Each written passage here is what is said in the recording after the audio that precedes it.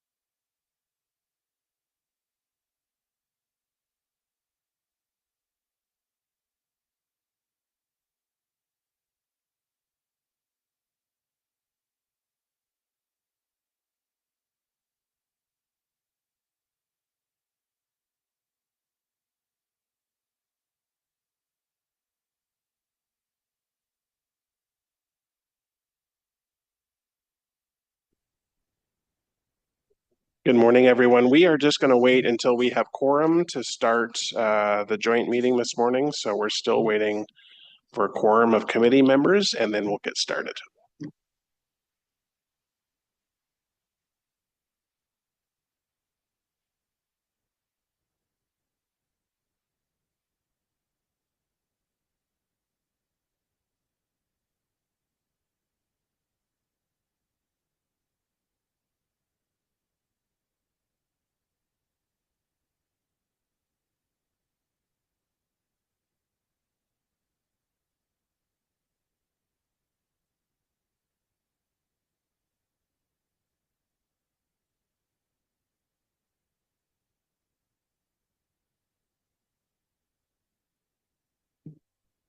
Well, good morning, everyone. I would like to call us to order, please. This is a special joint meeting of the Environment and Climate Change Committee and Emergency Preparedness and Protective Services Committee. This is actually the second meeting that the joint committees have had.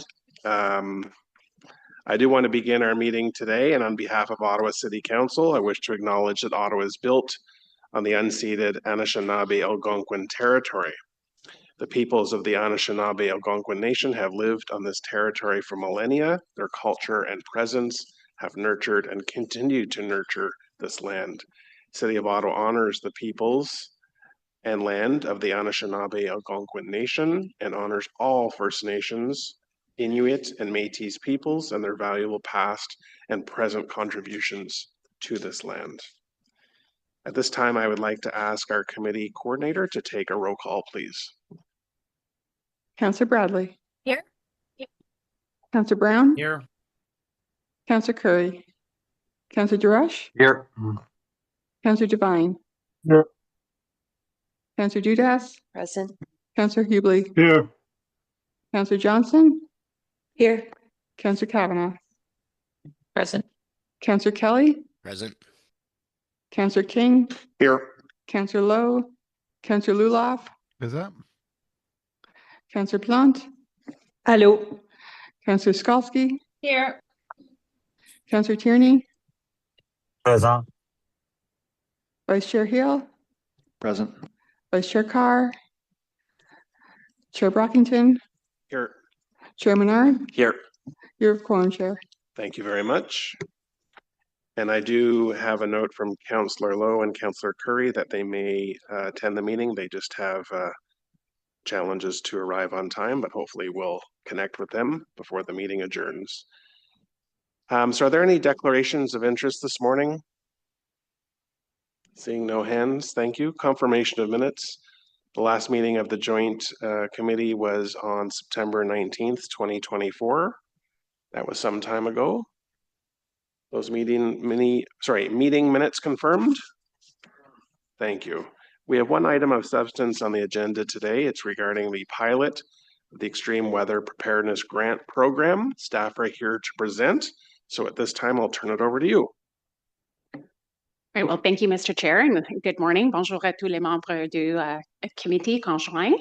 So my name is Nicole Hoover-Bianache. I'm the Director of Climate Change and Resiliency Services. And joining me for today's presentation are Beth Gooding, Director of Public Safety Services, and Sami Raymond, who's a Project Manager in our Climate Adaptation Branch. So as the Chair had mentioned, we're here today to present committee with a recommendation to approve a new pilot grant program geared towards supporting community extreme weather preparedness. So this has been a joint effort between both my team and Beth's team. And as we will share in today's presentation, and as you would have seen in the report, this program is designed to help communities prepare before emergencies happen by strengthening local capacity. Next slide, please. So the proposed program directly delivers on Council's direction to strengthen community-level preparedness for extreme weather. It supports the Terma Council strategic objective of strengthening community capacity for climate preparedness and emergency response. It also aligns with the strategic goal of community-level preparedness in the 2024 to 2027 Emergency Management Program Strategic Plan. And lastly, it was also a priority action I identified within Climate Ready Ottawa, the city's climate resiliency strategy, which was approved by Council last November. Next slide, please. So in terms of the report recommendations, we are seeking council approval of the pilot program. We are seeking council's approval to delegate authority to the General Manager of Emergency and Protective Services to implement and administer the pilot program, and to direct staff to report back to committee and council within 3 years on pilot findings and recommendations for next steps. I'll now hand things over to both Beth and Sami. Thank you. So I'll be presenting the next 2 slides, and I'll be explaining how the grant was conceived and why it matters. Juste avant de commencer, je dois avouer que ce sujet me passionne beaucoup. Donc, c'est vraiment un grand plaisir d'être parmi vous et d'avoir l'opportunité de partager mon point de vue. So next slide. So Ottawa's prone to severe weather. Over the past 10 years, we've experienced riverine flooding, flash flooding, drought, derecho windstorm, various tornadoes, extreme heat, extreme cold, ice storms, and severe winter weather. And what we know as well is that the negative impacts of severe weather are not felt equally. People who are already struggling due to age, disability, income, social isolation, or other challenges are always hit the hardest. And I know that members of council are very empathetic about that because I've had multiple discussions with you over the years, and it's the number one question you always ask is, how can we better find and reach people who need our support the most? And that really is the crux of this grant, is that we are aiming to increase the breadth and efficacy of community groups who are already supporting people in need. The city will always be there to help, but we'd like as many groups as possible to chip in after an emergency. Next slide. So one of the challenges of working in the field of emergency management is that some of our most important work is done when nothing is wrong. And so that's the challenge, right, of investing in readiness and preparedness. But we know it works. Studies across North America and globally have shown that communities that know each other, trust each other, and work together always recover faster after an emergency. And I've seen it myself in Ottawa over and over again. During the 2022 derecho windstorm, we saw community organizations open their doors for people who needed a place to go. We've seen community associations organize their own wellness visits to find and support neighbors in need. And a couple of months ago, I was at the main sandbagging station in West Carleton on Len Purcell Drive. And I remember a man drove up, and we thought at first that he needed help getting sandbags, but he didn't. What he wanted to know was which houses in the community were building sandbag walls so that he could go and lend a hand. And to me, that's the definition of community resilience. Ordinary people, community groups pitching in, helping their neighbors during emergencies. So as I mentioned earlier, I'm very passionate about this topic. I could speak forever, but I want to make sure we continue with the presentation. I'm going to hand things over to Sami to continue on, but I do hope I've painted a bit of a picture of the why. Thank you. Good morning, chairs and committee members. This slide provides, next slide, please. Thank you. This slide provides an overview of the proposed pilot program. The goal of the program is to enhance community resiliency to extreme weather. We'll support local community organizations helping residents to better prepare for extreme weather emergencies. We'll provide funding to support community emergency planning and the acquisition of essential equipment and supplies. Staff worked with grants and contribution team to ensure we satisfy city policies and procedures. The Office of Emergency Management will administer the pilot program with support from Climate Change and Resiliency Services as required. Next slide, please. Staff are proposing that the program be eligible to local nonprofit community organizations that demonstrate governance and accountability practices and deliver projects and services to Ottawa residents. We encourage applications from organizations serving equity deserving and priority populations. Only one application per organization will be accepted each year, with a maximum grant of up to $50,000 per year. Projects are completed within 1 year of receiving funds. Applicants must demonstrate sufficient liability and property insurance depending on the project and associated risks. Staff worked with legal and insurance services to ensure our program requirements align with city practices. Staff are proposing to launch and promote the program before the end of the year. Next slide, please. Eligible projects are grouped into 3 categories to support practical, on-the-ground preparedness. Proposed eligible equipment balances safety while optimizing funds for greatest community benefit. Further, the proposed project types are designed to support community organizations at different stages of emergency preparedness. Some organizations may be early in their preparedness work and would benefit from support to bring community members together, build awareness, and develop community emergency plan. Other groups may already have established plans and instead focus on funding for equipment and supplies, training on safe use of equipment, or wish to test and practice their plans through exercises. To help illustrate a potential outcome scenario of the proposed program, here's an example. In a prolonged power outage, a community with an emergency plan, trained volunteers, and access to backup power can coordinate support, check on vulnerable residents, and provide local assistance before emergency services can reach everyone. Next slide, please. So my last slide provides an overview of the steps we took to develop the program. The proposed pilot program was informed by an online engagement survey, an environmental scan of comparable municipal and provincial programs, as well as a review of other current City of Ottawa grants and contribution programs. The scan of other comparable programs confirmed that Ottawa's pilot program is an innovative approach that is not widely used in other North American municipalities. Most municipalities deliver preparedness education and training rather than offering direct grants to community organizations.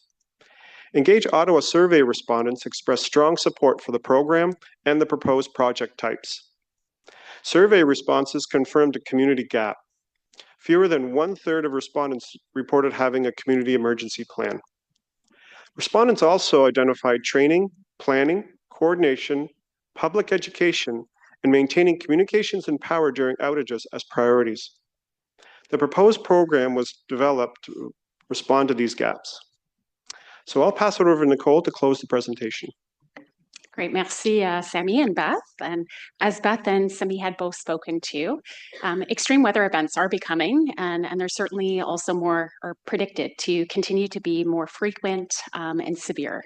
So making community resilience and building that capacity within the community more important than ever.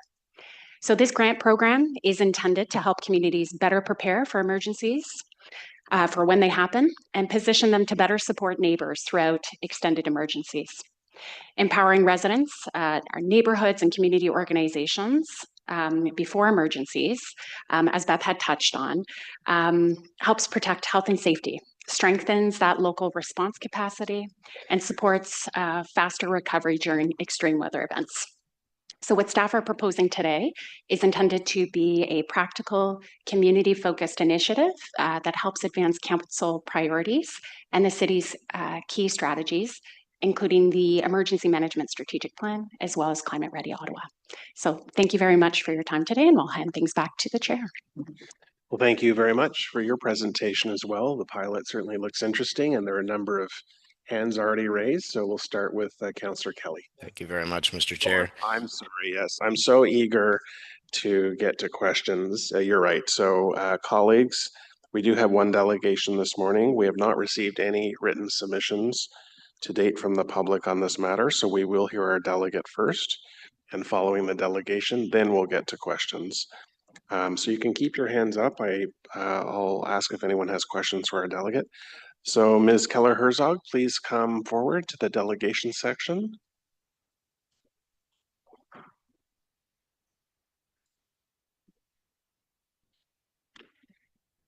Good morning to you. As you know, you have up to 5 minutes. At the 1 minute mark, I'll remind you have 1 minute left.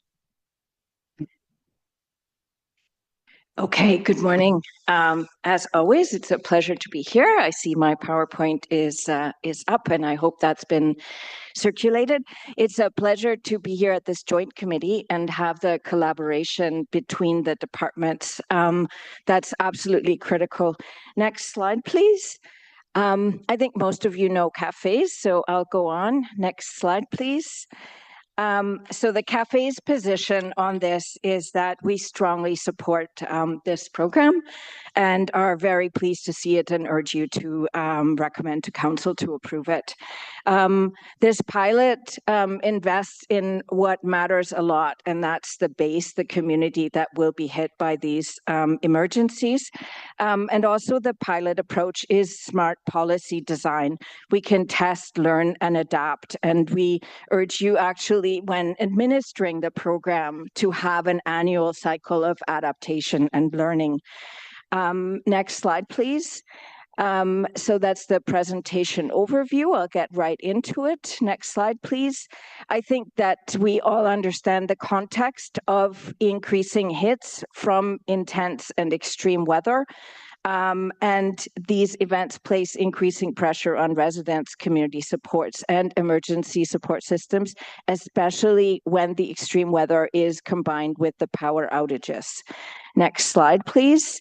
As the staff presentation pointed out, fewer than 1/3 of organizations surveyed at the grassroots level, at community level, have a community emergency plan. And that's serious, a serious gap. Next slide, please.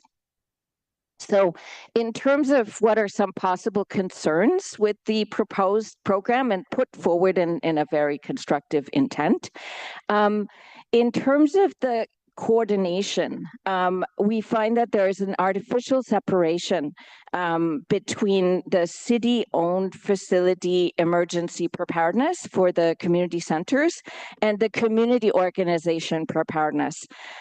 We see there's and we think that the community center should be the hub of resilience for the community organization. So if there's equipment, maybe it should be stored at the community center and not at Joe's house.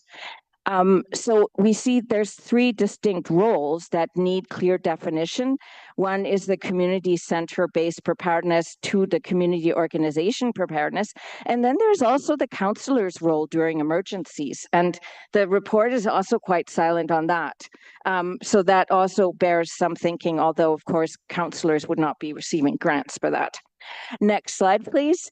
So the issue of power outage comes up throughout, and we feel there should be a structural point of contact at Hydro Ottawa and Hydro One, so that as communities are coming up with proposals, they have a place to become informed what are the emergency protocols at their utility company. And that would, I think, save some confusion. Next slide, please. We've talked a lot, I think, this term of council about rural realities and that one size doesn't fit all.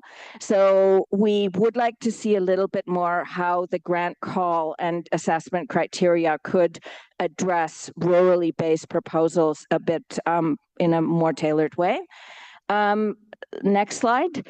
And lastly, in terms of the administration, we read the documentation carefully, and there was this narrowing of criteria for, in full quotes, professionals. And we feel that like the staff report requires that the service provision and training be conducted by full quote professionals or certified experts, but it doesn't really define what is a professional. So is it someone with 10 years hands-on training, or is it someone with a certification and training from Algonquin College? And that should be made very clear so that people do not get disqualified and waste their time, and that would cause frustration. Last slide, please. So our recommendations then are better, like opening the door for collaboration between community center as hubs and what the community organizations are doing. 2, iterative year-over-year learning from this program. And thirdly, that the program launch should have a structured interface with hydro, explicit accommodation of rural realities, and a clear definition of this professional training and service delivery requirement. Last slide. Thank you very much. And thank you very much for your delegation. I'll just see if there are any questions from my colleagues. Go ahead, Chair Menard. Thank you very much, Chair. Thank you, Angela, for the presentation. Appreciate some of the recommendations there and the insights. Oftentimes when emergencies have hit in the last several years, we see community members on the ground. It's kind of ad hoc, but community centers, community associations, individual community members help out. They immediately kind of spring to action. I remember the power being out for 7 days in Old Ottawa South for a period of time. The Dureco had hit, and I remember going to the OCH building there, and all the lights were out. Even the backup power lights were out. But community members went there and they distributed. Somebody came with an EV vehicle to charge people's devices. They gave food out, this sort of thing. The community association also organized some help during that time, and we've seen lots of power outages and storms where they've done that. I guess the reason I'm getting at this is there's kind of an informal thing that happens now. This program, I think, could help formalize that a little bit more, but the informal stuff will still go on. So what's the best way, do you think, given the role that you've got in community associations, what is the best way to interface with existing community associations and our emergency preparedness staff and climate staff to get this everywhere, all over the city, to all community associations, so that they're prepared, regardless of whether they get a grant or not for some machinery or otherwise? What's the best way that they can do that now with the existing context within the city of Ottawa? Okay, that's a good and fairly broad question. So first of all, I think that readiness means, like, when an opportunity comes your way, like there's like a great new job, and if you are not mentally ready to take that opportunity, then it passes you by. And I would argue that in the same way, if the leaders at the community organization level have that readiness in their mindset, then that is like a really important step. And having this program will actually help, right? Because it incentivizes and people start thinking, hey, we don't actually have anything in our well-organized community association to step up. What if? And it's very natural for all of us to basically hope that the power will not be out during a heat wave or a long freezing spell. And like, we kind of cross our fingers. And I would say most people in this room probably would not be able to survive for, more than 2 days in bitter cold. Like, we would basically plan to go to a hotel. So having that state of readiness, and I think that the community emergency plans at very local level that I've seen, I've been excited to, here's a document, but it tends to really lack definition. So you really need to get people in a particular locality to come together, and then for someone to step up and say, okay, if there's an emergency, I'm going to be ready. I'm going to step up. You can call me. I'm going to have communications ready. Yeah. I know how to that's contact the counselor. Angela. Like, that readiness is critical. Is that piece is how do you get, what is the best way to ensure that community organizations, community associations specifically, because again, you're on environmental sustainability, but community associations have this information and can do this on a regular basis, so that every year or 2 years, there's training baked in? Is it their own volition? Do they need support? Like, what's actually got to go on to make sure that they're getting the information they need, so that, say, those sessions can happen on a regular basis? I think, because right now I think it feels a little ad hoc, right? So like when there was flooding in Councillor Kelly's ward last term, I remember being out there sandbagging, but it was just an ad hoc thing. The call went out, people went out there. But this is just kind of an ad hoc piece. And so I'm sure the community association was organized in some way, but I'm trying to get at that. We're going to see more and more emergencies. We need to see some coordination, I think, between community groups who are most likely to do this type of work. And I'm wondering if you have any recommendations, doesn't have to be now, maybe in the future, about how best to make sure every single community association, regardless of their insurance, anything else, has some information and training they can share with community, so that way they jump to it, they're doing the right things with our staff. I'll obviously talk to staff about this too, but if you've got advice on that, just given your own role there, I think that's a really important formalization of this piece. So thank you, Chair. Let me just say one more thing. Like, if we think in terms of like sticks and carrots, so this program is an incentive for people to think about it, but in the middle between, and we're not going to have like a requirement like you community association are legally required to da da da da da. But in the middle, there could also be like proactive outreach. So if each councillor in their ward invites the community leaders in their ward to have a conversation and starts planting the seed about what this could look like, I think that would be very helpful. And then in turn, maybe staff would like to also provide training to councillors about what to talk about and what kind of framing. Thanks so much. Thank you, Chair.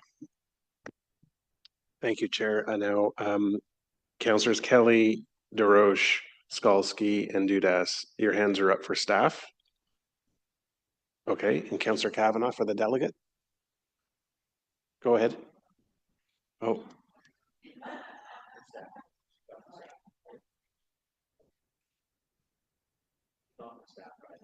Councillor Kavanagh? And she's back. No. I just wanted to point out that we did exactly what you were talking about in Bay Ward. And, you know, the unfortunate thing is that people have an experience and get scared because we had floods. We had floods in Bay Ward. And this year looked like it was going to be a flood. So it motivated people. And we did have a session. I want to thank city staff. We had Chris Harsbosch, who was excellent and gave a session. And what we did is we invited community leaders to come to it. So it wasn't an open public meeting. We could do that, but we made it smaller so that we could have the leaders bring it back to their communities. But that's what piques the interest, is the fact that something did happen, unfortunately, because people have realized, you know, that there has been close to an emergency at times, then it, you know, like DeRay showed, that all of a sudden people get motivated. But I think the one thing we discovered is that we need a system to check on vulnerable people. That was the one thing that was asked about, was the checking on vulnerable people, probably all the time, I guess, but during a situation where there's extreme weather, that was important. I don't know if you have any comments about that, but that's what we discovered, that was still something that the communities really have to, you know, get to do themselves. And it's as informal as knowing your neighbor and checking on them. But anyway, I just wanted to point that out, that we did have that and it worked well, and I would recommend it to anyone. Any councillor? Okay, that's more of a comment than a question. Yeah, we'll just leave it there. We'll leave it there. Thank you. All right. Yeah. Thanks. Thank you very much for your delegation this morning. Okay, now we'll transition to questions for staff. So now I'll recognize Councillor Kelly. Go ahead, please. Thank you very much, Mr. Chair. I want to start by thanking staff for bringing forward this report. I think we can all agree that being prepared for an emergency puts us in a much better place to ensure best outcomes for everyone that is affected. And as the councillor for West Carleton March, I can say that preparedness for extreme weather is not theoretical discussion. Not my ward. Over the past decade, we've experienced repeated flooding, major tornado, derecho. I think we need to standardize the pronunciation of that word. Frequent, prolonged power outages, dry wells, and other things that pop up over the years. And unfortunately, we've had plenty of opportunities to learn what disaster relief really means. And an ongoing joke that happens in my ward is that we're just waiting for the locusts to come, because we seem to have experienced pretty well everything else. But one of the more or most important lessons we've learned, I think, is that community resilience makes all the difference. Local volunteers, community organizations, and neighbors are often the first source of support for residents, long before any official recovery efforts are initiated by the province or the city. In Ward 5, we've seen organizations like West Carleton Disaster Relief and many volunteers step up during these times, and what makes those efforts successful isn't just equipment. I think it's and most importantly, I think it's the relationships and community trust that have been built up long before an emergency occurs, which I think that's why this program is so important, and why I appreciate the approach of this report. So I certainly support the recommendations and have a couple of questions for staff. So this one is in regards to the insurance. So the report identifies insurance requirements as a potential barrier to participation for some organizations, but the city already administers community partnership insurance programs to help community groups access affordable insurance. Have staff explored whether that program could help organizations meet the insurance requirements of this grant program, and whether or not there are opportunities to align those two programs?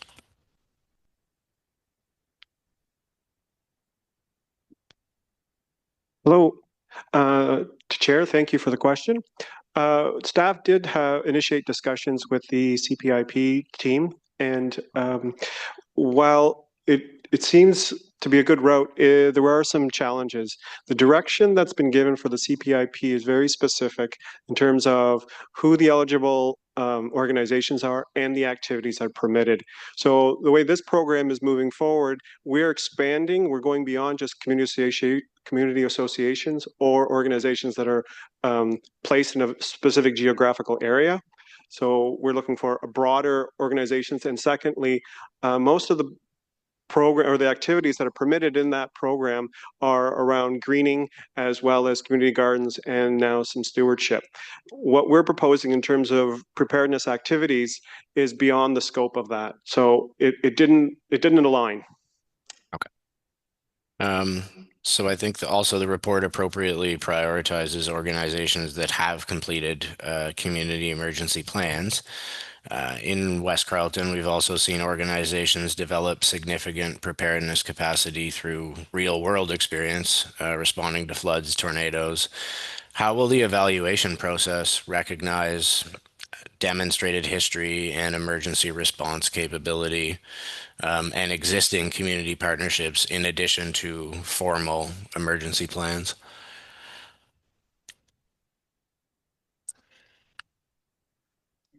Thank you, Mr. Chair, for the question. So, Councillor, as you had highlighted within the staff report, certainly we'd be looking as part of that evaluation criteria to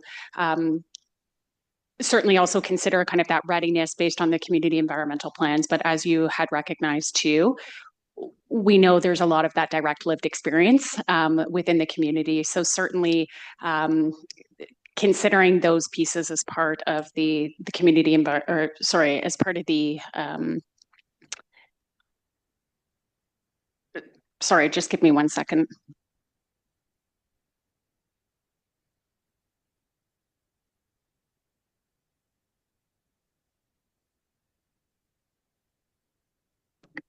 I think at the time of the application, I think we will be looking at certainly experiences and as well as the feasibility of what they're proposing.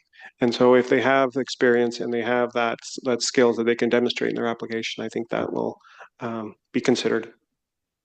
Thank you. Certainly appreciate the responses from staff, and I know that I will echo what has been said in the presentation, is that preparedness doesn't start when the emergency begins. It starts months and years beforehand through planning and training and communications and most of all partnerships and relationships. So I'm happy to see that this pilot program recognizes the reality and provides communities with tools to strengthen that capacity. Thank you very much, Mr. Chair. Thank you, Councillor Kelly, and Councillor Deroche, you're next. Thank you very much, Mr. Chairman. I will support the plan that's on the table today. I think it's important, as many of us unfortunately have seen situations where we need to pull together to respond to an incident and the aftermath of that. I do see, and I know we have a lot to say about the federal and provincial governments at this place. I will say that they've stepped up over the last number of years to enhance the strengthening of community-based emergency preparedness, both at the provincial level and at the federal level. They have grant programs. They have machinery that they're trying to pull together to make sure that communities are ready. And as such, I wonder if staff feel that is there any redundancy between existing programs that are in place with the federal provincial government and the pilot project that you're proposing? Thank you for the question, Mr. Chair. It's a really important one. So we've assessed the other grant programs that exist, and we don't think we're duplicating in any way. The most important one is the province of Ontario's. They have a community emergency preparedness grant, but most of the organizations that support residents in Ottawa during an emergency are not eligible to apply. And the main reason is because their mandate is not emergency management. Their mandate is food security, or they're a faith-based group, or they provide a social service first and foremost. And so what we'd like to do is recognize the diversity of the groups in Ottawa that step up and help out during an emergencies by providing a grant program to which they would be eligible. Okay, that's great. And I know you'll do the due diligence and staff will do the due diligence that there's no stacking, that if they apply to one program and they apply to us, that we're managing that to ensure that there's prudence there in terms of what we're investing in, and we're not stacking, as they call it in contribution lingo. We will. Thank you. Yeah. Okay. Thank you very much, Mr. Chairman. As I said, I'll support this. It's an important step forward for really strengthening the safety net and the safety quilt of our city that often involves community groups and neighbors helping neighbors, as well as emergency services. Thank you. Thank you, Councillor. Councillor Skalski and then Dudas. Thank you, Chair. I just have I want to start by saying that I think this program is really important, and particularly in rural Ottawa, where residents face disproportionate impacts from disasters when they do strike. As someone who was a community association president for a long time, we were particularly seized with emergency preparedness and management. We met with the city staff who came in and talked to us about, and many other community associations across the board. But one thing that sort of struck me quickly right away was how much you do get seized with some of the logistics stuff right away. Where is this going to be stored? How are we actually insured to like if it was me to go into someone's property and use a chainsaw and cut down trees, like, is that something that we're covered for? So I know Councillor Kelly had already asked about the insurance component, but I think we need to actually do some of that work and see how we can support community associations in being properly insured. And as an add-on to what they get now, perhaps under the CPIP program. I do have a couple of questions. Do you think that this program would enable a partnership with the city to enable storage at a community facility? So specifically for things like, I'm thinking generators or, water and supplies and equipment, to not have it be at, as the delegate had described, Joe's shed, but being able to leverage facilities that we have here at the city. Mr. Chair, thank you for the question. So, Councillor, we did, as part of the development of the grant program, certainly that was one of the areas that was flagged. Part of the criteria assessment that staff are recommending is that applicants be able to demonstrate proper storage requirements. Certainly through our conversations with our colleagues in facility services, that storage can be quite a premium as it exists, just being able to manage our own service needs within the community centers, but certainly something that would not be off the table for us to look at depending on the nature of the application. So something that we'd be looking at with our colleagues on a case-by-case basis. Okay, that's helpful. So what I heard there is there's a possibility, but maybe it would have to be arranged in advance and not something that would be enabled through the application process. Is that a fair way to take that? That is correct, Councillor. Okay. I read here that there would be restrictions on higher risk equipment, such as vehicles, chainsaws, and so on. I'm just wondering if you can elaborate a bit on the higher risk equipment and on the restrictions themselves, And I'm thinking specifically about chainsaws because that came up a lot in our time because of all the trees that were taken down as something that we would want to have, some additional well-maintained chainsaws ready to help support tree removal. Thanks for the question, Chair. I think what we're approaching this program with is it's a pilot program. And so we're approaching this that we want to approach it with safety and due diligence and be prudent, but also trying to do it in a way that enables communities as well. So we have decided that projects that or equipment that has higher risk is going to be removed and ineligible during this pilot program. What we will also, though, offer is recommendations for training to how to safely and properly maintain and operate those types of equipment. Okay, thanks for the clarification there. So it's restricted entirely. It's not just you have to be trained in order to apply. So that's helpful additional information. And one last question, will you be able to accept joint applications? So sometimes we have several communities working closely together, or a community, working in partnership with a church, maybe just leverage their facility. Is that something that you've contemplated and would support? Through you, Mr. Chair, absolutely, Councillor, and that will be something that we're encouraging as part of the pilot grant program. Great. Thanks very much. Yeah, this is a great program. I'm excited to see the details come out here, and I'll certainly be supporting and appreciate your answers to my questions. Thank you. Thank you for those questions. Councillor Dudas and then Kavanaugh. Go ahead. Thank you. Actually, my colleagues have asked some very pertinent questions, one that I wanted to ask as well. I also wanted to mention that in speaking to some of my community members who are very involved in emergency preparedness, they had mentioned the aspect of storage as being one of the biggest obstacles. And I'm happy to hear that that will be taken into consideration. Some of our community groups are literally just running out of their own homes or are accessing city facilities that don't have, available storage, and to develop partnerships or find alternative places would be beneficial. I also wanted to know how involved will the staff panel be in terms of advising maybe preferred, say, generators or things like that? How much hand-holding will be done? Some groups will be very knowledgeable about what they might need and others may not.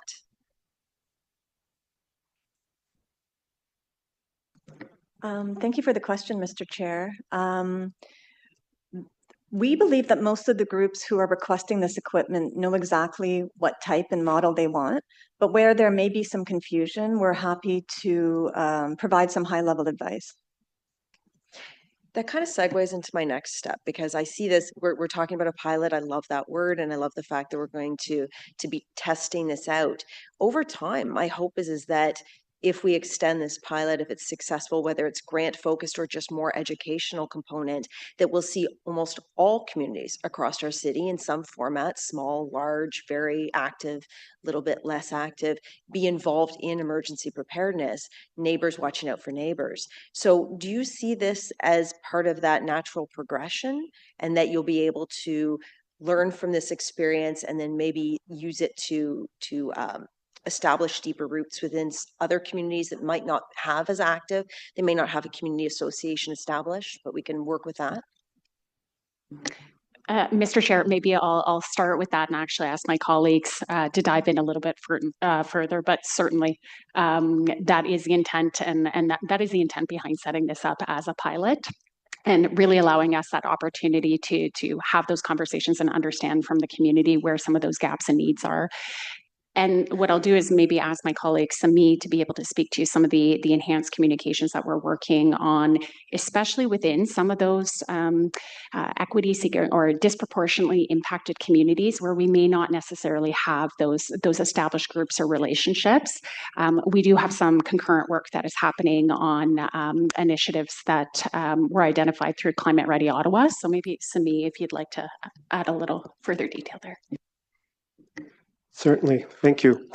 In addition to what we're proposing, OEM is also looking to proactively enhance the education and communications with this program. So it's complementary to their existing program, but they're also looking to move that, become more proactive on that front. In terms of equity deserving groups, we are going to be working with OPH as well as CSSD and to promote this program in the priority neighborhoods.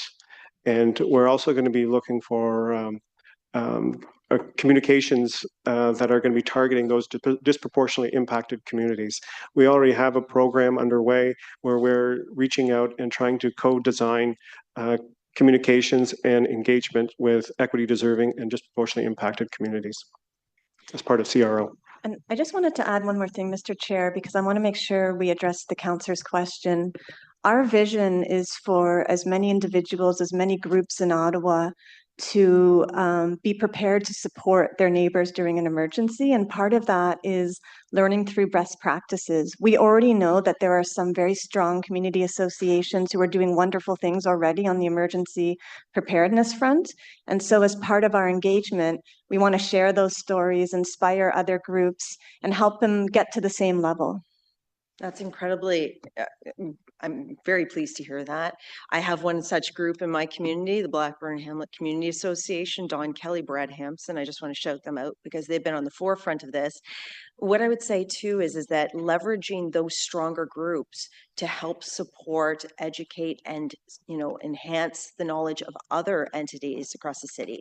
So it's not always the city who's the provider of support and information. It's them helping each other, which we know they do already. So that would be beneficial. How are you going to gauge success on this pilot? Like at the end of it, and in our delegation, it said, annually, how do you know that this is working and where we go from here?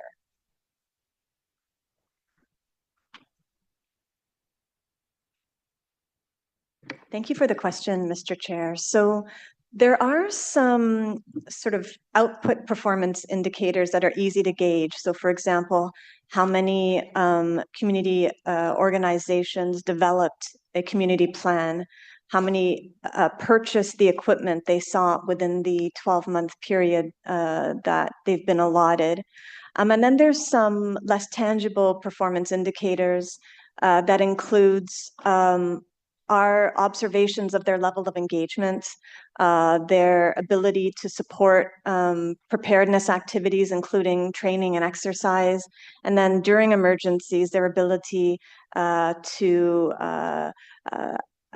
support as many residents as possible. So there's a range of indicators that we're considering right now, and they're a mix of quantitative and qualitative. This is excellent. I see this as the next step in the evolution of the city's engagement and partnership with our community partners in terms of emergency preparedness. And I only see that this strengthens our ability to adapt to anything. And we will be hit with anything. It's not when, it's if, or it's not if, it's when.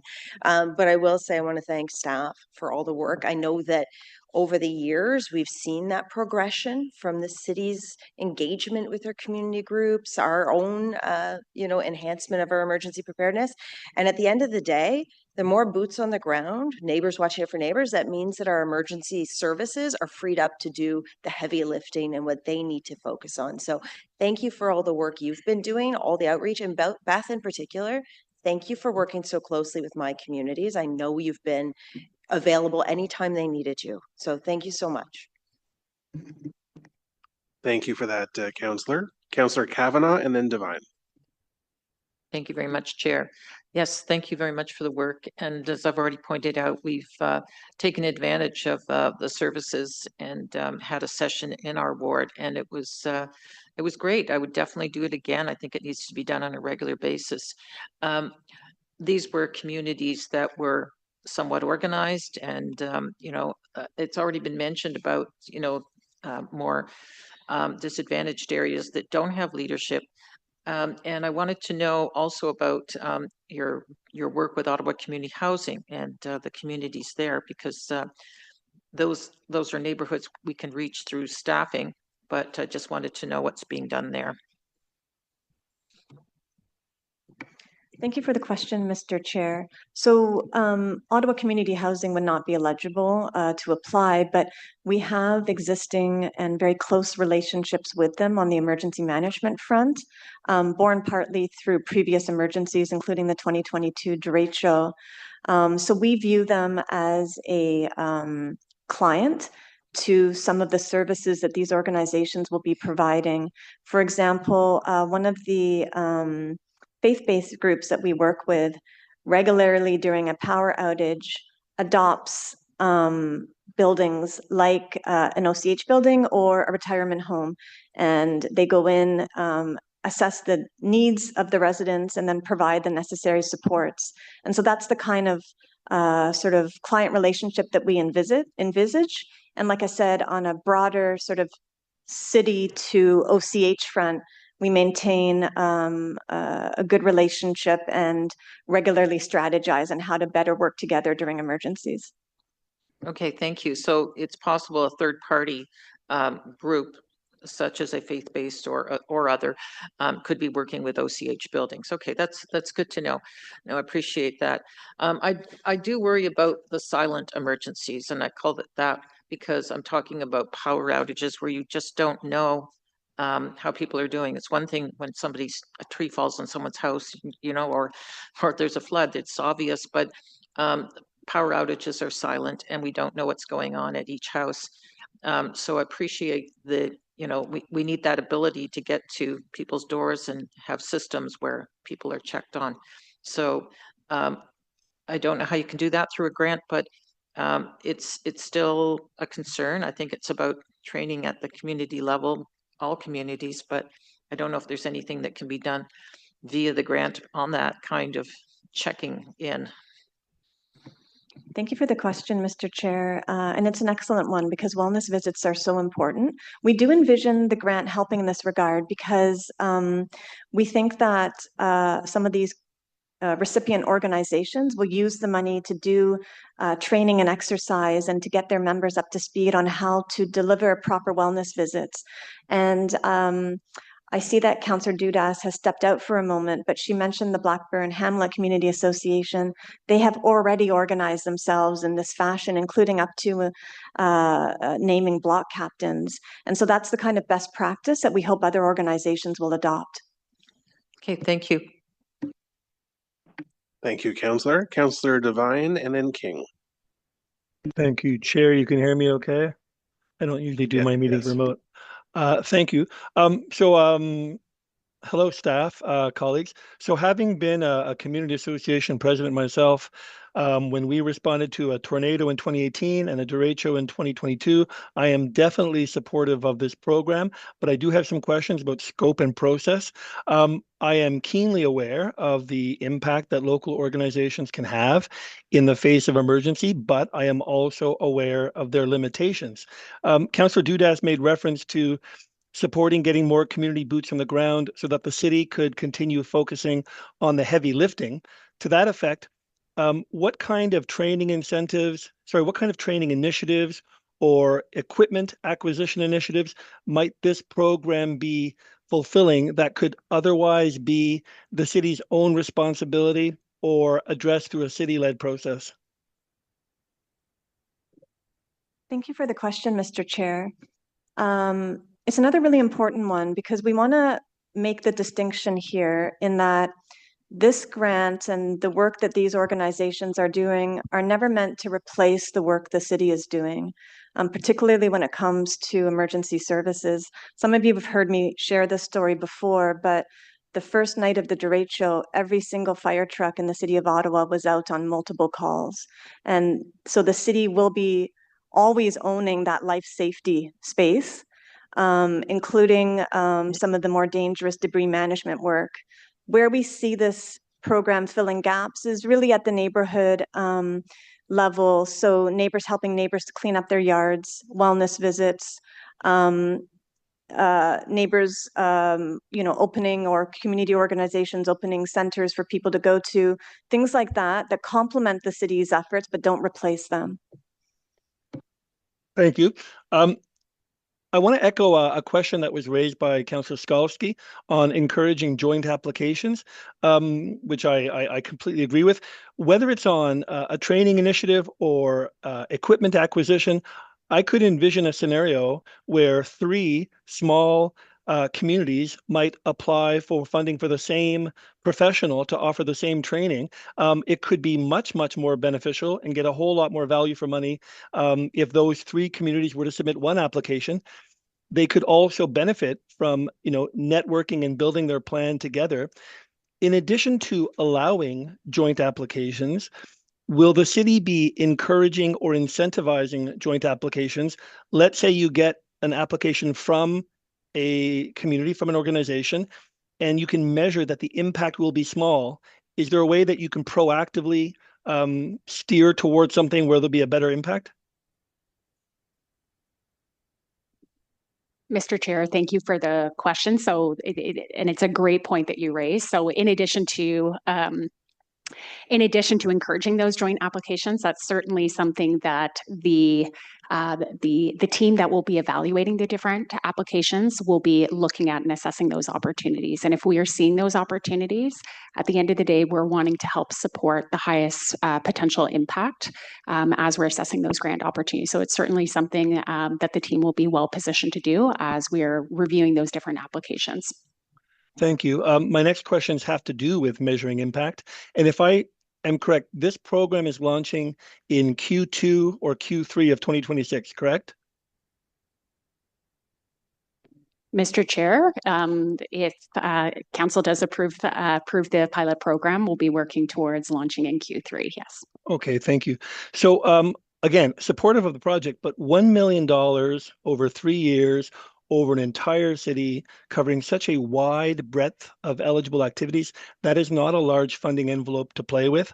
I have worked for a grant funding organization where when we had small envelopes, the way to achieve objectives was to be very, very specific about those objectives and very specific about the assessment process. So I've got a few questions on that. What kind of measures will the city take to ensure that these limited funds go to areas of the city that are most susceptible? For example, has there been any vulnerability mapping so that we can launch this program knowing where the flood risk zones are, or the heat island zones are, or zones prone to more extended outages? Is there any way that the assessment criteria will be tied to areas of already identified gaps and risks? Chair, to you, it's a great question. The selection panel will be reviewing and trying to balance across projects, project types, organizations, and as well as the geography of Ottawa. So certainly we'll be keeping in mind in those areas of the city that are vulnerable and have demonstrated a pattern of vulnerability.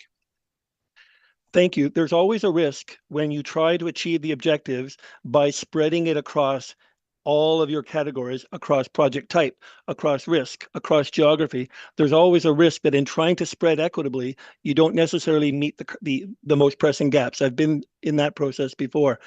In the report's comments on risk mitigation, it says that one risk is that the program will be oversubscribed, which I can guarantee you're going to run into that, especially with a limited budget.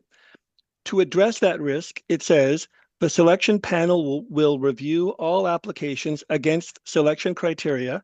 Preference will be awarded to projects with the greatest impact.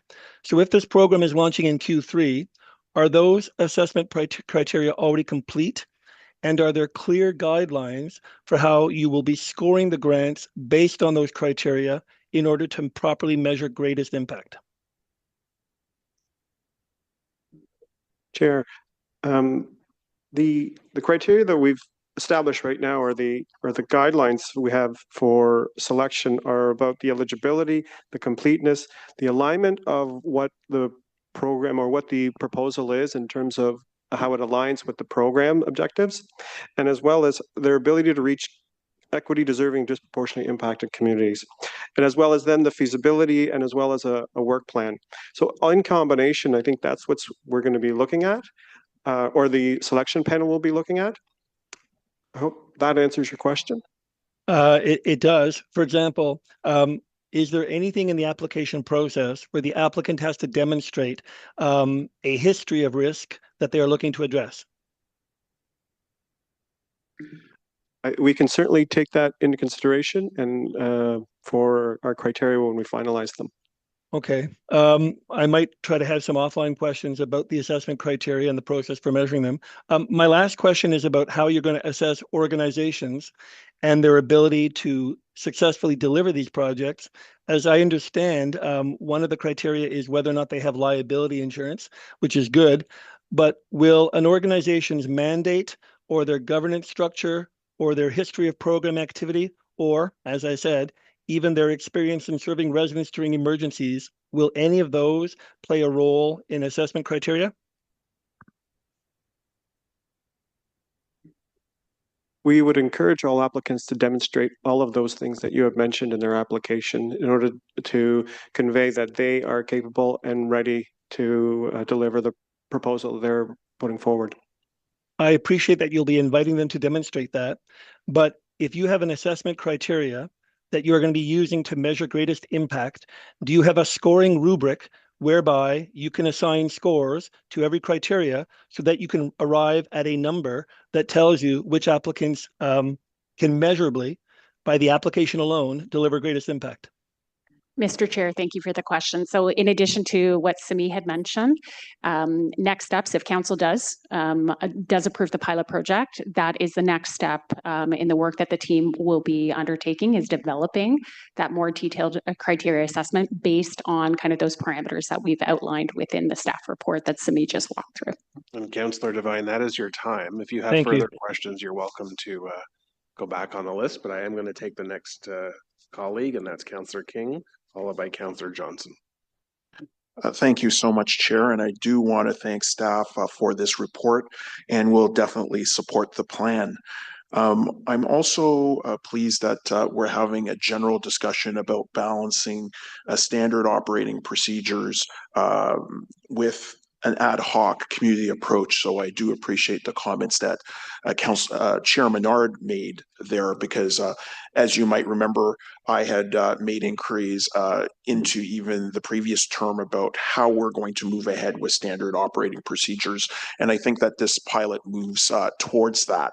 I'm also pleased that this pilot is occurring in conjunction with the establishment of a comprehensive emergency food security response plan with a focus on equity deserving communities and more rapid response that emerged from one of the directions that I had provided during the last budget cycle. And I think that's very important for us to consider the needs of equity deserving populations based on my experience during the Dureco in Overbrook. The program as proposed targets equity deserving populations, but the report acknowledges that fewer community organizations may exist in equity seeking neighborhoods with the capacity to apply. And I know that you've discussed working with Ottawa Community Housing, but I'm also wondering if you will go above and beyond and work with other organizations such as Ottawa Public Health, our community health and resource centers, as well as settlement agencies in order to reach newcomer and racialized communities. Thank you for the question, Mr. Chair, and thank you, Councillor, for your advocacy. We always say over and over again that the emergency management program at the City of Ottawa exists to help those most in need. We are always expanding and looking to partner with more groups, including those that are serving equity deserving populations. A good example is a meeting we had a couple of months ago with United Way Ottawa. And the reason that we met with them is because they serve a newcomer to Ottawa population, and they understand the needs of that group. And so it was, like I said, there's a good example of a new relationship that we're developing and leveraging, including we'll be sending them our extreme heat brochure for their distribution with their network of social services providers. So we're going to continue to build our network of partners across as many groups as possible, both inside and outside this grant program. I appreciate that. The survey also found that fewer than 1/3 of respondents have a community emergency plan, yet the program, in a sense, prioritizes applicants who already have one. So how will staff balance this priority while also supporting organizations that are starting from scratch? Will there be a clear pathway for groups with no existing plan? Thank you for the question, Mr. Chair.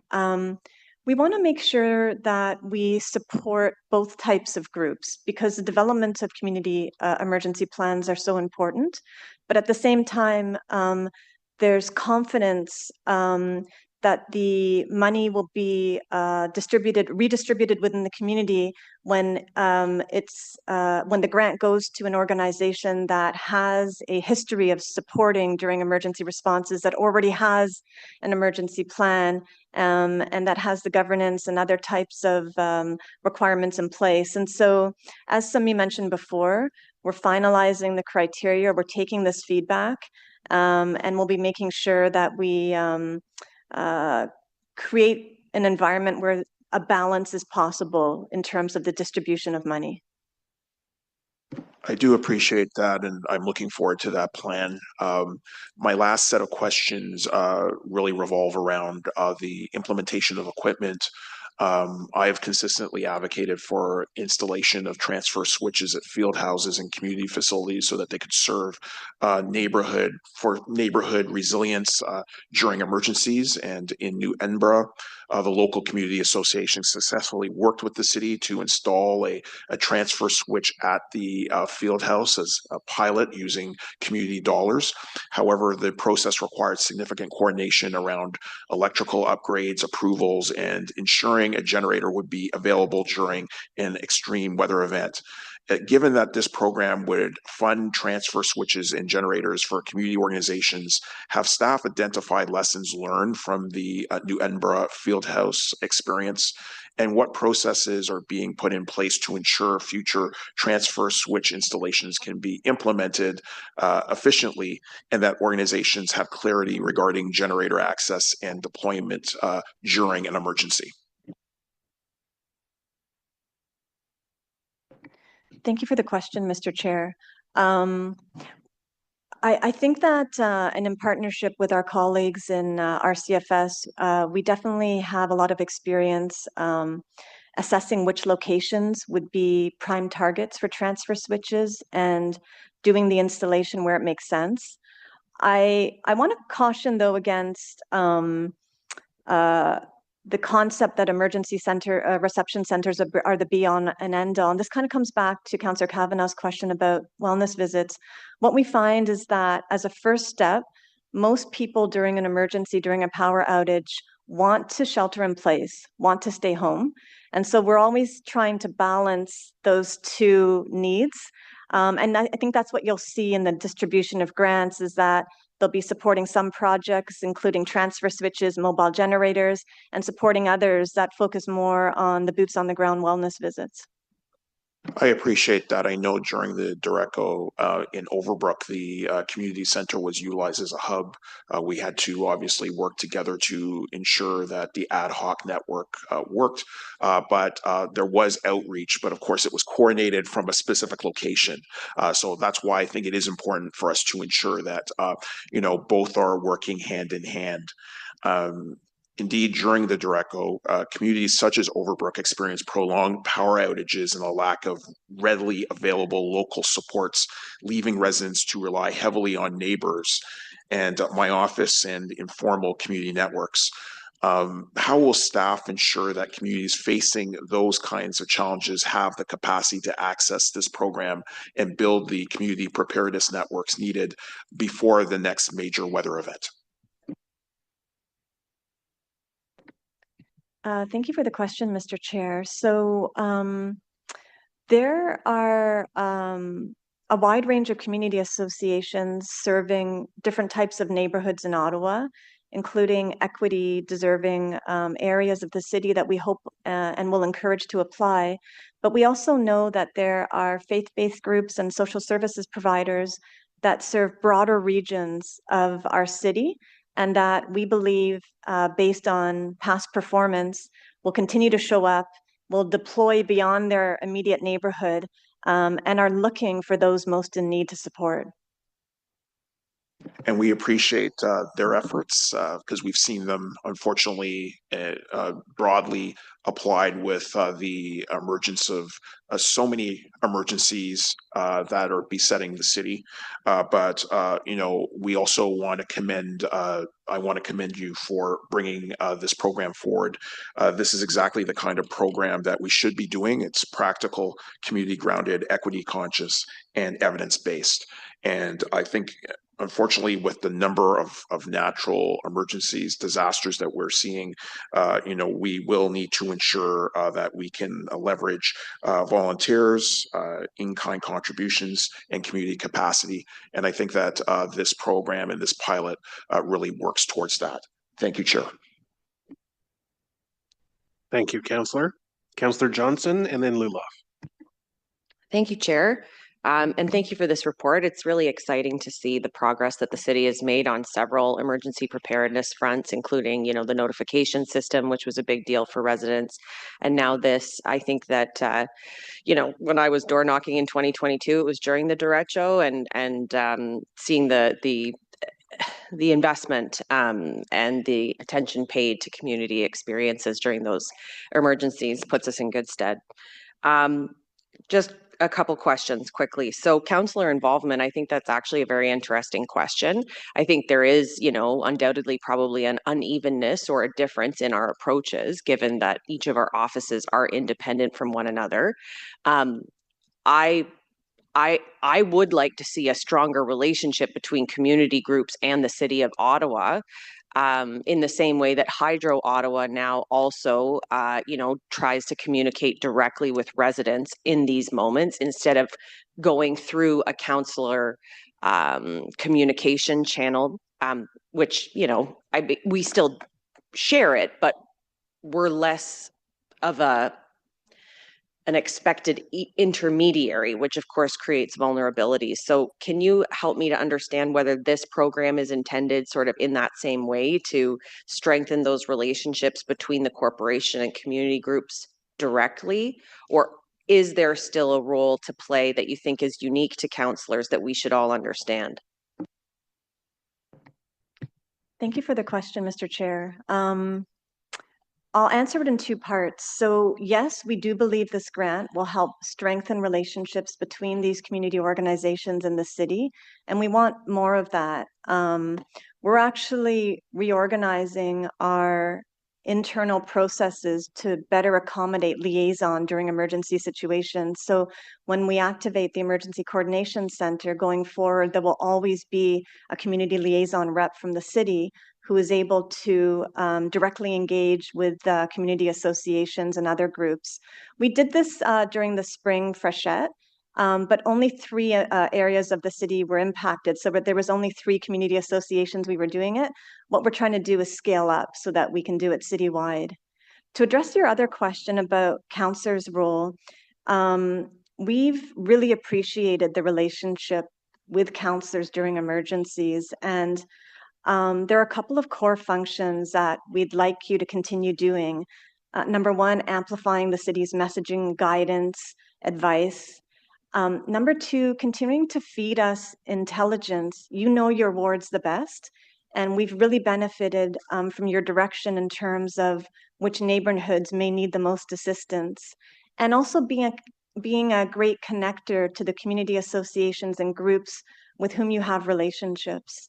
So going forward, it's a different role between what the city does and what councillors do, but it's a direct relationship that is really important. I appreciate that distinction. College Ward has had various relationships with their city councillors over the years, and you know, we want to make sure that they have the best understanding of where they can find the best information.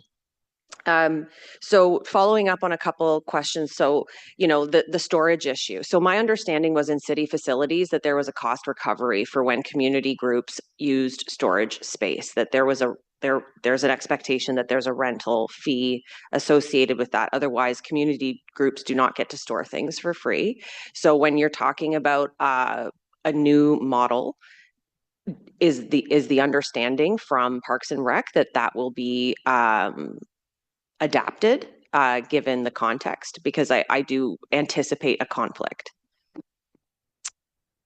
Mr. Chair, thank you for the question. So that's certainly something, Councillor, that we'll take offline for further conversations, but we would work in alignment with existing policies and approaches. Okay. I'll be interested to know what that means, because I do think that there's a financial risk to another department and an unevenness in maybe some of the other groups who have tried to use storage in city facilities for a variety of reasons that have been told no at this point. I know that there's a difference, between emergency preparedness and sports, but I think it will be something we'll have to look at. And to follow up on some of my councillor colleagues describing the idea of joint applications, in other granting scenarios, you can sometimes get bonus points if you apply with another group. So maybe that's something that you can do to encourage folks to look across their communities and think about who they might offer or extend a branch to. That would be probably maybe a more, teach the person to fish kind of approach, and puts less pressure on you, give them additional scoring opportunities for that kind of relationship building. There, I believe, is a list of buildings that don't have backup generators, is there not, with fire services? I'm looking at my other council colleagues. I believe we did that 3 years ago. So will we be using that list for our outreach for communities that obviously have a deficit when it comes to backup power? I think that would be a really good resource for us here. Thank you for the question, Mr. Chair. Absolutely. We use that list all the time, including when we organize our own wellness visits for extreme weather events. Okay, right on. Yeah, definitely. I have some vulnerabilities in my ward that I'd like to know that have a direct relationship with you. So that's always good. When it comes to the 50,000, the actual allotment, is the idea that the community group is awarded that in 1 year, or do they have to spend it within 1 year?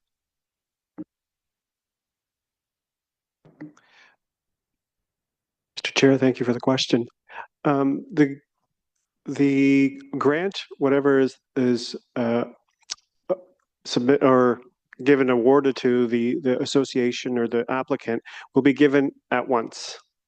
Once they've been approved, and as well as once they've satisfied the requirements and signed the agreement.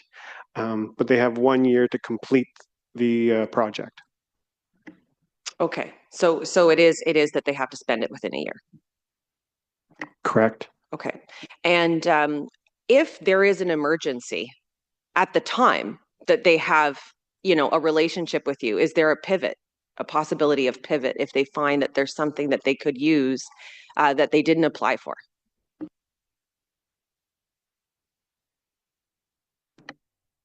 Through you, Mr. Chair, I think it's a great point and something that we'll take away and consider allowing that flexibility. And the other thing that I'll add, Councillor, with respect to the grants, while the conditions are in and around a year, or sorry, not in and around, but to spend those funds within a year, similar to other grant programs that we administer. Of course, if there are extenuating circumstances, we will contemplate extensions on a case-by-case basis. Okay, very good. Thank you for this fabulous report. Looking forward. Thank you, Councillor, for those comments. Councillor Lulov, and then Chair Menard. Thanks, Chair. I really appreciate that we're having this discussion today because many of us in our communities have been having versions of this conversation since the ice storm in 1998. The question of how neighborhoods can better prepare for and support one another during major emergencies is not a new one, but it's becoming increasingly important. Because over the past several decades, communities across our city have experienced ice storms, flooding, tornadoes, prolonged power outages, severe winter weather, and more recently, the mesoscale convective system that caused widespread damage across our city. And since we can't seem to agree on how to pronounce derecho, I'm happy to use that technically accurate alternative. The reality is that regardless of what we call these events, their impacts on residents have been significant and long-lasting. We still have forest cleanup happening across the city, even years later. These experiences have demonstrated that emergency preparedness cannot exist solely at the citywide level. It needs to exist at the community level with local organization volunteers and neighborhood networks equipped with the supplies they need to support residents when normal services are strained. So I very much support the intent of this pilot program, and I really appreciate the work that staff have put into it. My focus today is on ensuring that it is accessible to the organizations that may be best positioned to help their communities, including smaller community associations, rural groups, faith organizations, condominium communities, and other volunteer-led organizations that may not have significant administrative capacity. So my questions are, many of the organizations that know their communities best are run entirely by volunteers and do not have dedicated staff, grant writers, or administrative support. How will we ensure that the application process is accessible and that smaller organizations are not unintentionally disadvantaged compared to larger, more established applicants?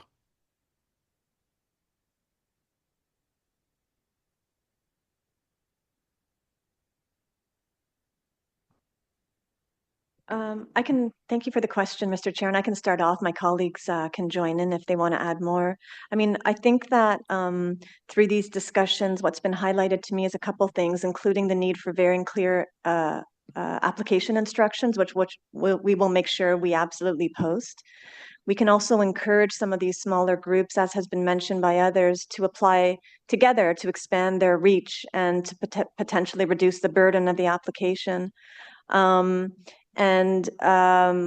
We're happy to, in the lead up to when this is posted, make additional resources available, including, town hall sessions where we provide Q&A about the grant and help people understand it better.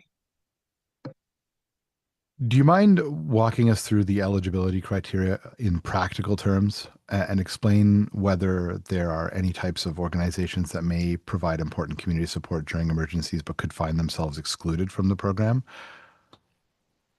I think you've already mentioned OCH.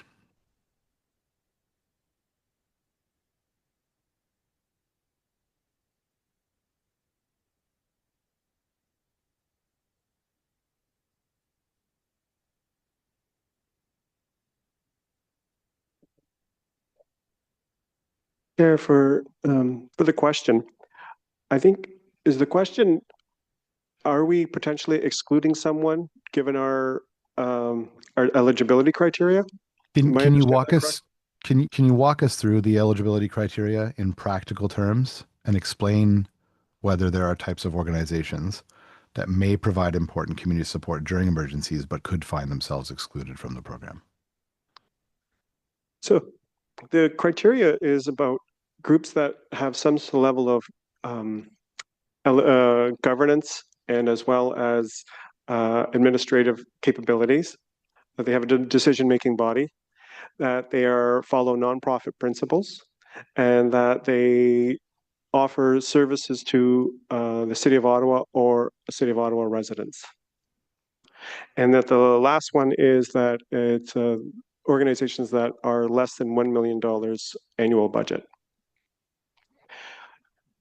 So your question is does it potentially exclude some groups that could be helpful? I think the city already works with some of the larger organizations. And what this program is, as you had pointed to, is to reach those smaller and medium-sized organizations. And while they might not have the capabilities right now or to write, I think part of what this program is to build capacity and over the years. And so I think once we've learned lessons and perhaps there's some successful applicants and some leaders, community associations or other community groups, we can do some social learning and sharing successes. That's fair. Communities across Ottawa face different challenges depending on their geography and circumstances. Rural communities, for example, may experience longer response times and greater dependence on local volunteers, as we've seen, while other communities may face very different vulnerabilities. How will staff ensure that those differing realities are reflected in the evaluation process? Mr. Chair, I'll start with answering that question, then I'll ask my colleagues if there's anything to add in.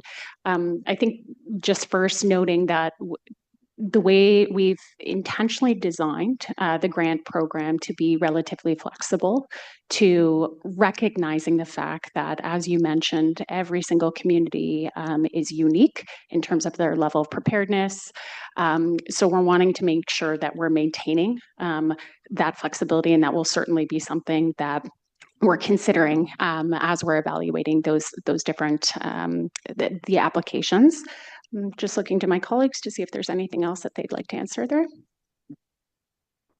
I would just add that the rural residents have been identified as a group within our equity policies, and as well as disproportionate impacted populations in Climate Ready Ottawa. So we will have targeted outreach to those groups. Okay, I think that it's important to realize that a disaster is a disaster, whether it happens in the suburbs, downtown, or in a rural community. And so the lens should be the disaster, frankly. Although the needs will be different and the supports will be different, I don't think that we should be limiting the scope of what we offer based on anything but the specific need of that community. This program contemplates funding equipment such as generators, radios, emergency supplies. What do we see as the biggest implementation challenge around? We've discussed insurance, storage, maintenance, training, and ensuring that equipment remains available and serviceable to the community over the long term.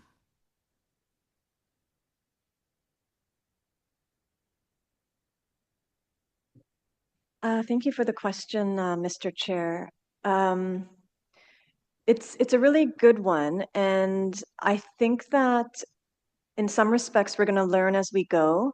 What I will say, based on my interactions with these groups, is one of their biggest internal challenges is something that we've discussed earlier, is making sure they maintain an appropriate roster of volunteers and that they mainstream emergency management into their meetings, into their activities, into the work that they're doing, because it's a people-first approach. When staff report back at the end of the 3-year pilot, what specific outcomes are you looking for to determine whether the program has improved community preparedness and resilience rather than simply distributing funding and equipment?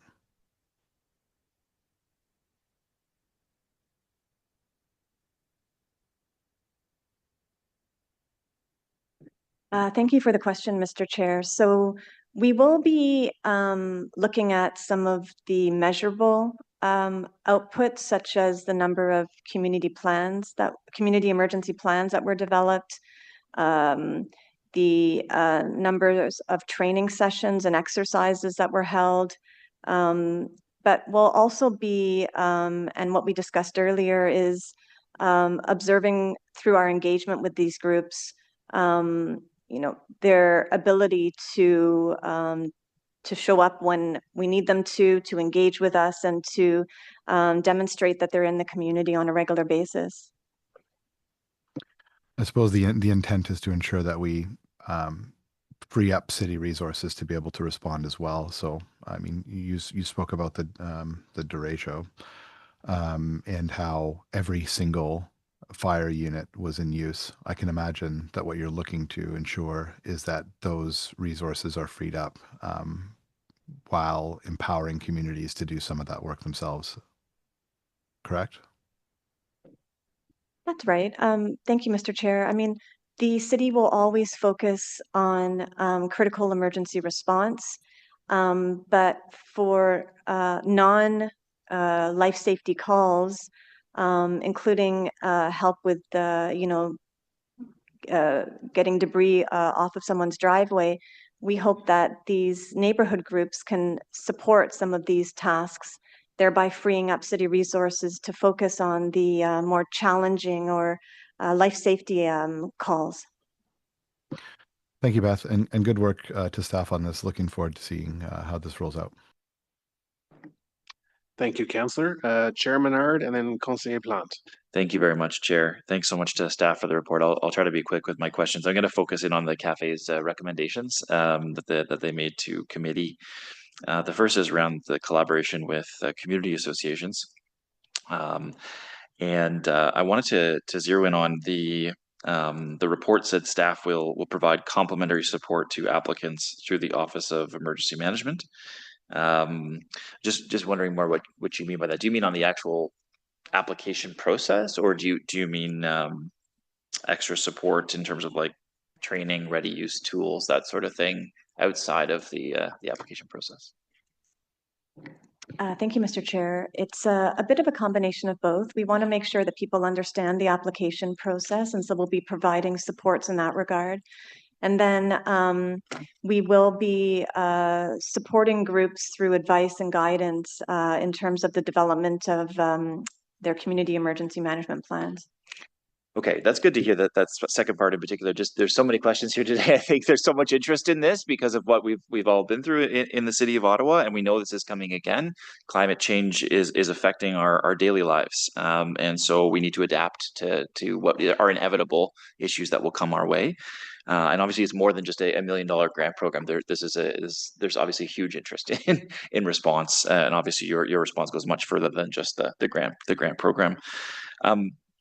The training sessions for community members, I think right now a lot of people are not prepared in Ottawa, whether food or battery backup, the heat component. So just outside of the grant, can people just work with you? Are there resources in that way that people can work with you for regular events or sessions that people, I know this has been held already and people have been doing this already, but how do we proliferate that, I suppose, all across the city? Thank you for the great question, Mr. Chair. So we are always available to engage with communities, community groups in terms of our Are You Ready program. We encourage preparedness at both the individual and community level, and we have resources on ottawa.ca under emergency preparedness, including checklists and other guides to help people get prepared. We've had this discussion in other committee meetings, and I want to highlight here that we're always happy to meet people where they're at. We know that having a 72-hour kit can be a difficult thing for people who are struggling to get by every day, especially under the cost of living. But we encourage even the most basic preparedness, which is knowing who to call to receive help, including in some cases city resources. And so we have a range of supports available, and we're always happy to show up at any kind of community engagement session. Okay, that's great to hear. The cafe's point around a community access for equipment storage, emergency use, the community organization preparedness, in addition to those sort of city-owned community center preparedness, is, I think, an important point. And I'm hopeful that we take that point that the cafes has made as part of the program rollout. The second point is around the adjustments. So it's a three-year pilot. With a review, I guess I'll just ask you if you'll take direction to simply report back in a year's time after the launch of the pilot project to these two committees as part of a memo, just the uptake of it, if there are any little tweaks you're seeing, if we're fully subscribed or not. It'd be helpful if you could report back in a year. The cafes recommends just to see if there are some adjustments potentially needed within that year. I hope you can take that direction. Mr. Chair, we can take that direction. Thank you very, very much. That's appreciated. And then just last one on the Hydro One, Hydro Ottawa collaboration.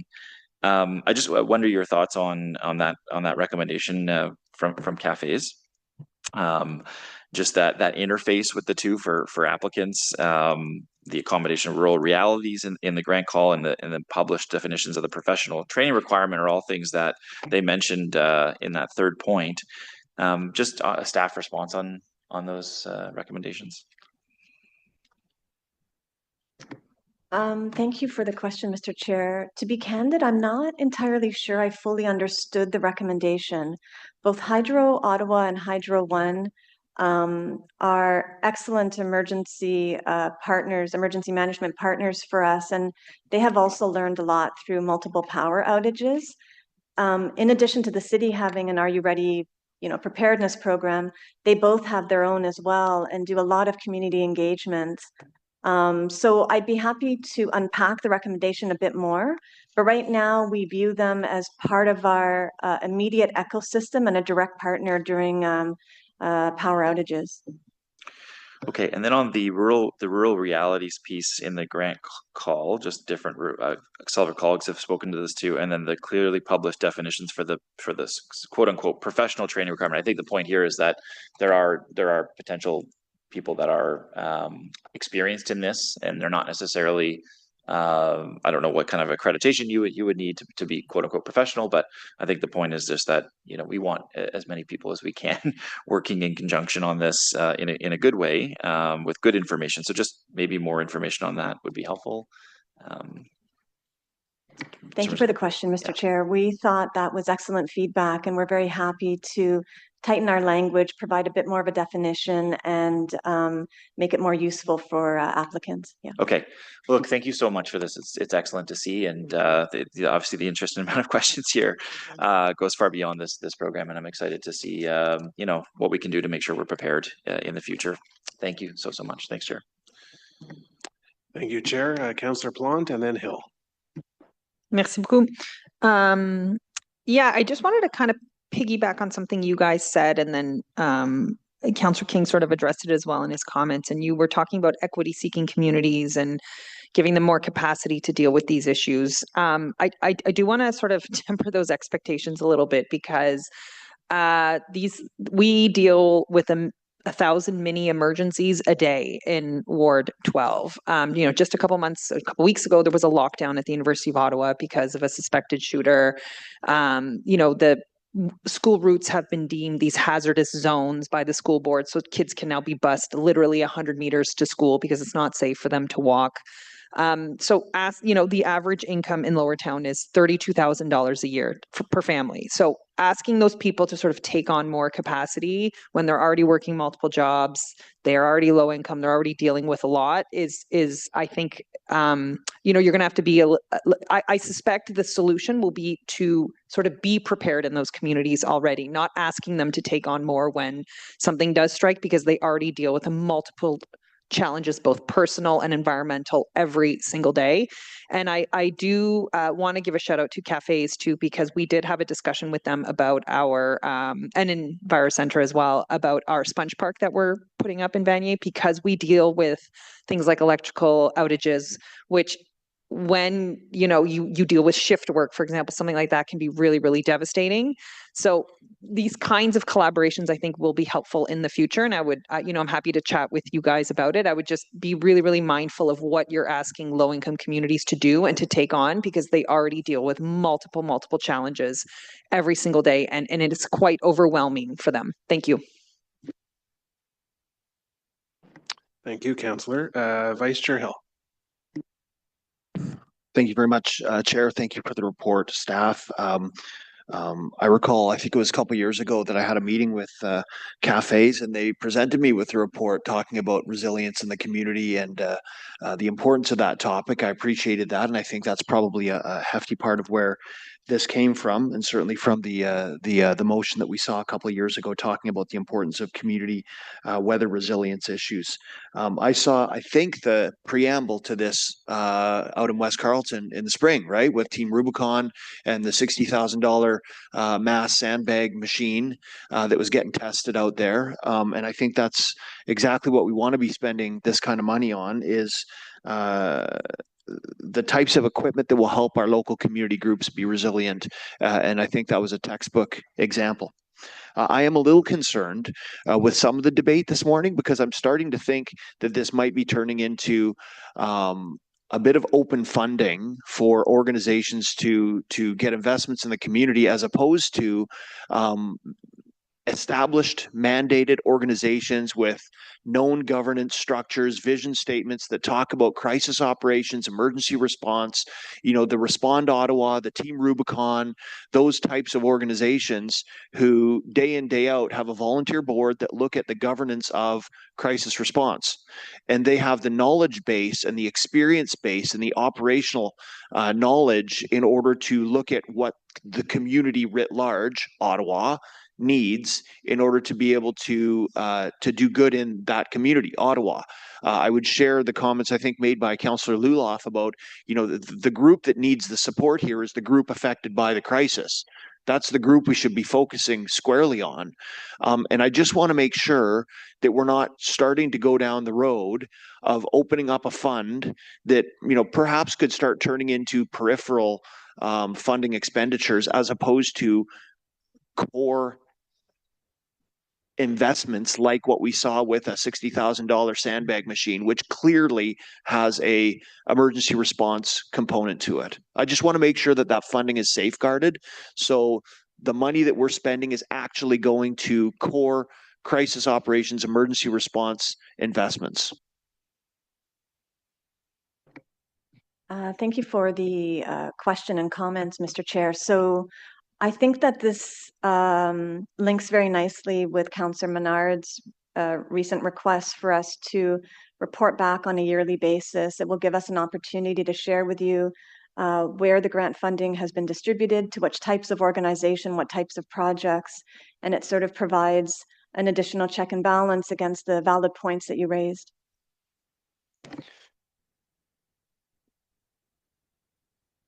I share the interest in the eligibility criteria and the jury process. I would like to get an update on that, perhaps offline, if possible. Are we going to be looking to establish some type of formal MOU or expectation contract with successful grant applicants in terms of the expected outcomes and management of the process? Mr. Chair, thanks for the question. We certainly will be working with legal, and we will have contribution agreements that all applicants will sign that will also include some requirements that they have to demonstrate, as well as deliverables and budgeting. Okay, thank you for that. I would be interested to look at that process as well offline. Thank you, Mr. Chair. Thank you, Vice Chair. Councillor Tierney. Great. Thank you, Mr. Chair. I'm clearly not driving. I'm a passenger. Just to get that out of the way. Oddly enough, I'm going to a Green Municipal Fund announcement at the same time. To staff, obviously, we see the Green Municipal Fund as some accessible federal funds. Obviously, it probably doesn't apply in this situation. I will continue to advocate for it. With this, I think I like the approach. I think it's good. We have to think of a lot of the groups similar to what we do with the our outdoor rink operators that also receive funding to do the job that frankly as a city we can't do because it would overburden a lot of the stuff that we take care of. But to some of the other council colleagues' points, we will have a rigorous process, obviously, to ensure that they are actually who they are, and will there be regular audits to ensure the money is being granted out to the appropriate people? Mr. Chair, thank you for the question. So in addition to what Sami had confirmed, certainly we can confirm that, Councillor, that our evaluation and how we're setting up the criteria will align with the grants and contribution policy. Great, thank you. And one thing I always like to continue to bring up, and I think one of the other councillors had raised it, we all operate very differently from a communications shop perspective. We have 24 different communication shops in the city. I think I make no bones about it. We're very aggressive in ours. I've created my own texting feature for emergency situations, snow plowing and everything else. I see the city is getting up in the game. My one concern I continue to raise is we have access to so many email addresses because of the vacant unit tax database. And I asked this question before about emergency services, since this is all kind of turned into this larger discussion. Have we been coordinating?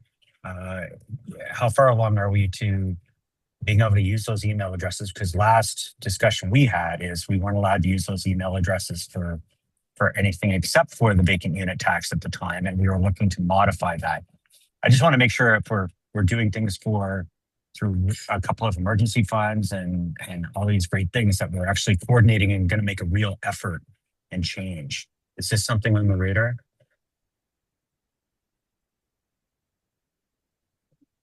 Thank you for the question, Mr. Chair.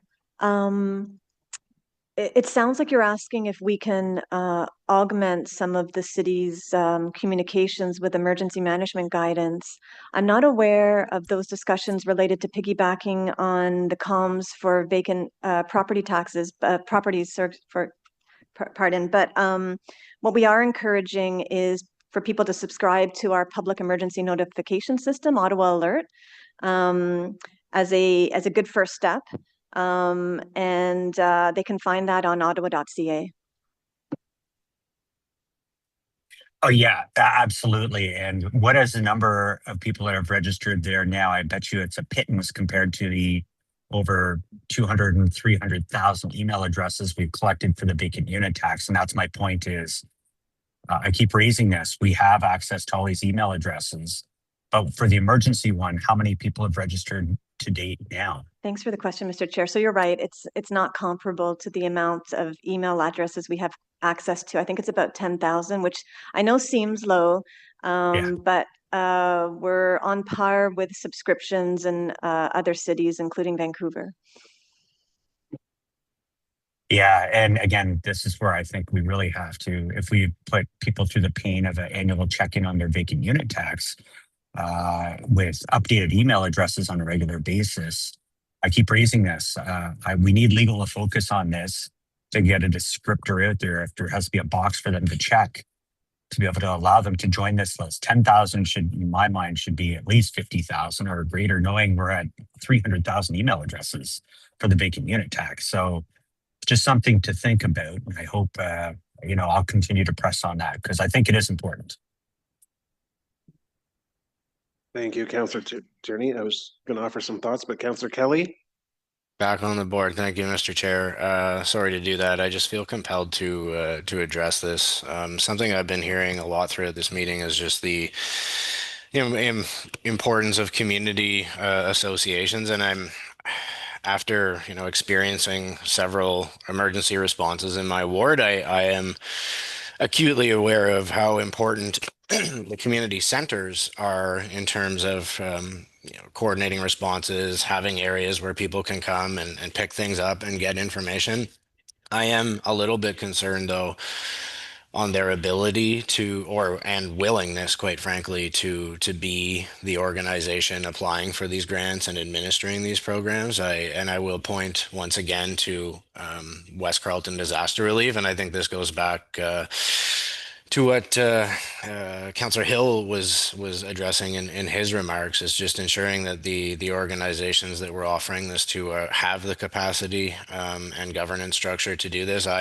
When I look around in my ward, so one challenge would be if community associations were to be the vehicle for this, and I can't speak on behalf of other wards, but I assume it's the same in other rural wards, is that I have 5 or 6 community associations in my ward across a very large area. And so if one community association was to apply and get a grant, then my assumption would that their focus would be on their catchment area, and that would be it. And so I'm not sure that model would be equitable or work in rural areas. But one thing that I wanted to highlight is that West Carleton Disaster Relief has many people on its board that are also involved in community associations. So there's the overarching body that kind of takes care of the whole ward and work with the community associations themselves. But again, not sure our community associations have the capacity or desire to take this on, nor do I think they would be the best group situated to do that, but certainly need to be involved in the conversation, and just felt compelled to make those comments. Thank you, Chair. Thank you, Councillor. That's appreciated. Just thought I'd offer my own thoughts, if I may. I'm certainly going to support this, but I don't think the public or even city staff fully appreciate the breadth of subject matter issues councillors deal with. And I don't mean around the committee or council table, I mean in our neighborhoods. We try and mitigate people with severe mental health challenges who are walking around the communities, causing challenges. The community looks to us to solve those issues. I get calls at 4:10 on a Friday afternoon from people who say, I'm being evicted tomorrow, help me. We're the only stand left within the city before they're evicted to help them. Or people who lack very basic necessities come to us. We are asked to mitigate heated disputes between community association members or community members. We have the worst neighbor disputes in River Ward per Ottawa bylaw that were asked to, not asked by bylaw, but asked to be intervened by community members. And I've sat in people's living rooms who have lost family members due to homicide or very regrettable accidents. And we're the only ones from the city who show up. And it goes to, I'm not trained for this. We lack training as members of council on how to deal with the most significant, challenging cases, whether it's disaster relief or some of the other examples I've listed. So when the tornado literally spared me in 2018, went over the building I was in, saw it coming, went over the community center, hits the Quarry Co-op, absolute disaster. It had hit West Carleton, it had hit Arlington, Trent Arlington first, then Hunt Club. Get on the phone with the city manager, had no idea that Hunt Club had been hit. He's like, all our resources are in West Carleton right now. I became the de facto traffic controller that night. There were people whose homes were decimated. We had to arrange housing. We had to arrange busing to get people to the Canterbury Community Center to stay the night. And that was my weekend, trying to coordinate what does my community need, what resources are available, who do I need to speak to? And then the derecho comes, and that's the next level, because now it was significantly more people in multiple wards, but without power, damage to power lines down Hunt Club Road that for days were untouched, trees everywhere, people who did not have the tools needed to address their property issues, homes without roofs, literally for years because of insurance challenges. And that I had more support for. But in the early hours and early days, the community looked to the local councillor to try and direct the needs, align those with what the city could offer. Again, without training, you just do with what you think is the right thing to do. And you listen to what your community needs and you try and act. But we absolutely need better coordination. We absolutely need to be able to take stock of what assets are available in communities and who is available to step up and help. To the point about checking in on the most vulnerable people, that's an excellent point. It was COVID that underscored that for me in my office, where we had taken upon ourselves to contact who we thought were the most vulnerable just to check in with them. And then other services, city services, were checking in the most vulnerable. When I've got 2,500, 3,000 people who live in Ottawa community housing, if our family houses, which are the true hubs of these communities, are without power and the employees themselves are trying to deal with their own challenges at home and unable to get to family houses, then we have some significant problems. People who can't address some of their most basic needs, what happens? So I fully support being prepared. This is truly about being prepared, looking at how are you able to take care of yourself within the first 72 hours, but how do we as a community get better prepared and organized and trained to help each other. So we have a lot of people in the city that want to help out. One, we have challenges coordinating all that goodwill. And secondly, we need to take stock of who has what that is able to help out. So I feel very strongly about this. I think that, you know, a new term of council is coming, and not just for new members of council, but for all members of council. Think about some training that can be provided, that when we're in these situations, what is our true role? How can we refine that better? And, you know, I know we as a city plan for, I think, 30 critical events. The two that keep me up most at night are when we have ice storms. We know that Eastern Ontario is going to get hit with more ice storms. That is absolutely predicted. But the big ice storm that comes, and then we have minus 30 for 2 weeks, and pipes break and people have no power. That's what keeps me up at night. And the other one is severe summer weather. We know tornadoes are going to get worse. We know power outages are going to continue in frequency. I'm not saying all the other emergencies aren't important, but these are the biggies that are most probable to happen. So how do we prepare our residents for those types of events? So I strongly support this. It's a pilot. It's not going to be perfect. We're going to refine it. We're going to get updates every year. We're going to reflect on worked well. We're going to make it better. Assuming it works, we're going to put more funds in, assuming $1 million is not enough, but we have to start from somewhere. So I certainly appreciate the comments and questions today, and the fact that we had 13 speakers demonstrates the interest and support, ultimate support that we'll have for this. So, Councillor Menard had a direction. If you just want to formally read it onto the record, Chair, that would be great.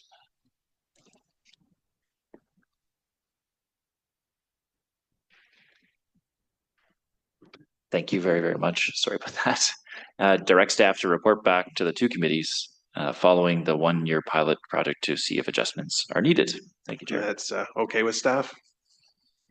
Yes, Mr. Chair. Perfect. Okay. Does anyone need the staff recommendation read? Is everyone aware of the recommendation? Okay, is that recommendation carried? Carried.